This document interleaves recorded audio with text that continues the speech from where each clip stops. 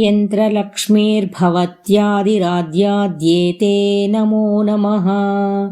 सृष्ट्यादिकारणकारवितते दोषवर्जिते जगल्लक्ष्मीर्जगन्मातर्विष्णुपत्नी नमोऽस्तु ते।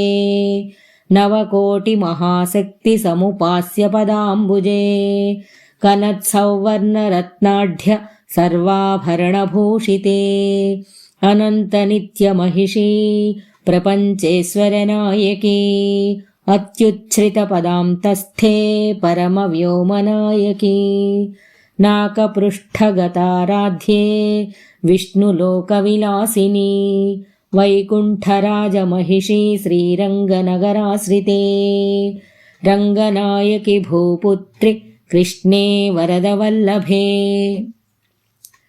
कोटिब्रह्मादिसंसेव्ये कोटिरुद्रादिकीर्तिते मातुलुङ्गमयं खेटं सौवर्णचषकं तथा पद्मद्वयं पूर्णकुम्भं कीरं च वरदाभये पाशमङ्कुशं शङ्खं चक्रं शूलं कृपाणिकां धनुर्बाणौ चाक्षमालां चिन्मुद्रामपि बिभ्रति अष्टादशभुजे लक्ष्मीर्महाष्टादशपीठगे भूमिनीलादिसंसेव्ये